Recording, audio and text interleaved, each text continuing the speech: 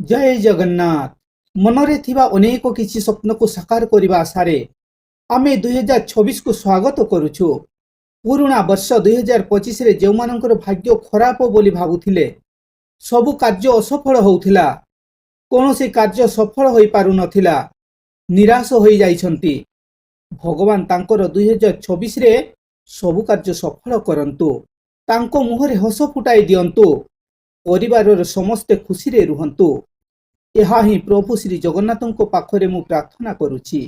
କିଛି କିଛି ଲୋକ ଅଛନ୍ତି, ସେମାନେ କୌଣସି କାର୍ଯ୍ୟରେ ଅସଫଳ ହେଲେ ଭଗବାନଙ୍କ ଉପରେ ଦୋଷ ଲଦନ୍ତି। କହନ୍ତି ଭଗବାନ ମୋତେ ସାଥ ଦେଉନାହାନ୍ତି, ତେଣୁ ମୋର କିଛି କାମ ସଫଳ ହୋଇପାରୁନାହିଁ। ନିଜ ଦୋଷ ସେମାନେ କେବେ ଦେଖନ୍ତି ନାହିଁ। 2026 ପୂର୍ବରୁ ବା 2026 ମଧ୍ୟରେ ଆପଣ ଏହିସବୁ କାର୍ଯ୍ୟ କରନ୍ତୁ। ଆଉ ଏମିତି କିଛି କାର୍ଯ୍ୟ ଅଛି, ସେ ସବୁ କାର୍ଯ୍ୟକୁ ତ୍ୟାଗ କରି ଦିଅନ୍ତୁ। ଦେଖିବେ ଆପଣଙ୍କ ଜୀବନରେ କେବେ ଟଙ୍କାର ଅଭାବ ହେବ ନାହିଁ, ଆପଣଙ୍କ ଘରେ କେବେ କଳି ଝଗଡ଼ା ହେବ ନାହିଁ।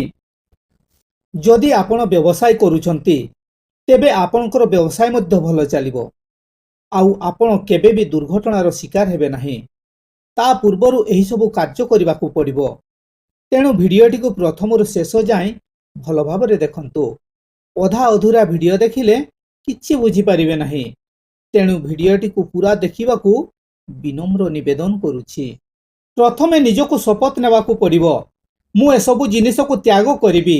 ତେବେ କେଉଁ ସବୁ ଜିନିଷକୁ ତ୍ୟାଗ କରିବେ? ଗୋଟିଏ କଥା ସବୁବେଳେ ମନେ ରଖିଥିବେ, ଆମର ପୂର୍ବପୁରୁଷମାନେ କହନ୍ତି, ପାନ ବିଡ଼ି ଛୋଟିଆ ନିଶା, ଧୀରେ ଧୀରେ ଟାଣେ ପଇସା।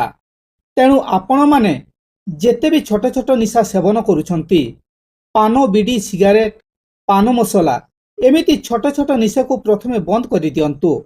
ଆପଣ ଭାବିବେ, ଆରେ ମୁଁ ତ 15-20 ଟଙ୍କା ଖର୍ଚ୍ଚ କରୁଛି, ଏଇଟା ବି କ'ଣ ଖର୍ଚ୍ଚ କୁହାଯାଏ?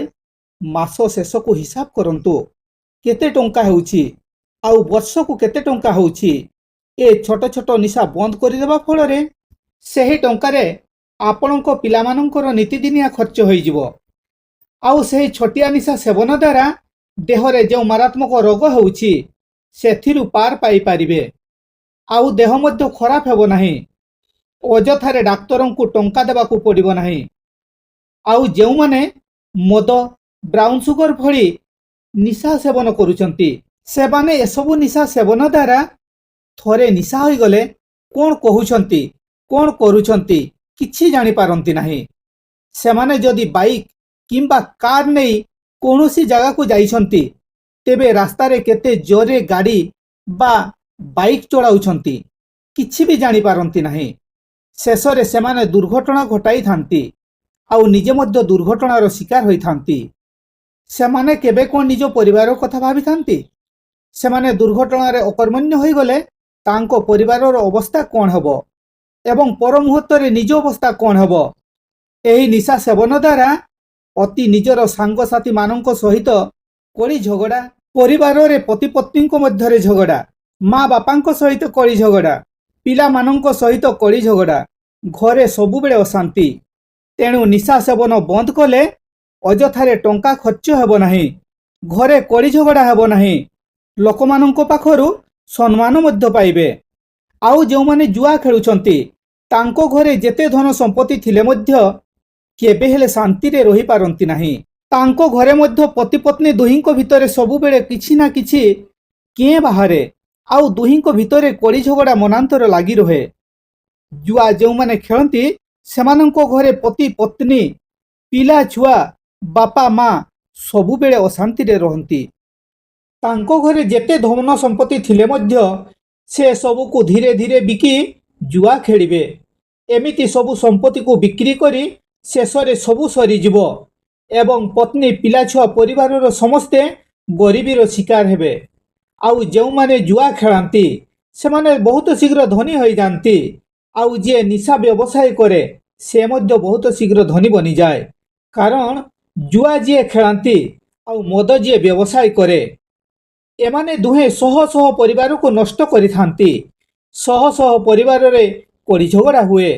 ଏମାନଙ୍କ ଯୋଗୁଁ କେତେ କେତେ ପରିବାରର ପିଲାଛୁଆ, ପତ୍ନୀ, ବାପା ମା ଖାଇବାକୁ ନ ପାଇ ଉପାସରେ ଦିନ କାଟନ୍ତି।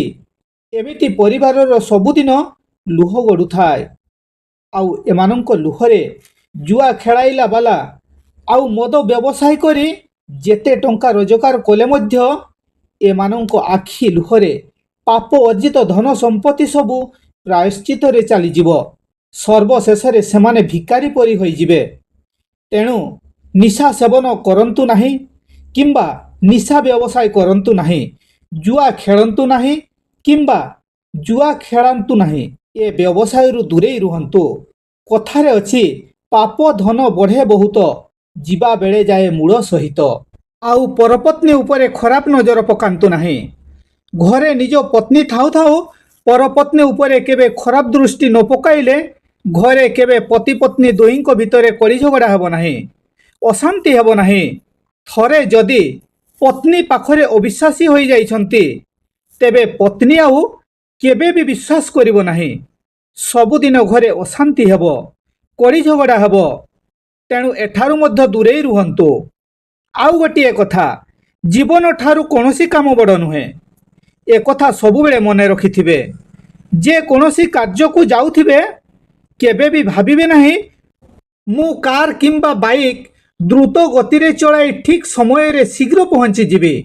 ଆପଣ ଭୁଲି ଯାଉଛନ୍ତି, ଦ୍ରୁତ ଗତିରେ ଗାଡ଼ି କିମ୍ବା ବାଇକ୍ ଚଳାଇଲେ ଯଦି ଦୁର୍ଘଟଣାର ଶିକାର ହୁଅନ୍ତି, ତେବେ ଘରେ ଥିବା ବୃଦ୍ଧ ମା ବାପା, ପତ୍ନୀ, ପିଲା ଛୁଆଙ୍କ ଅବସ୍ଥା କ'ଣ ହେବ?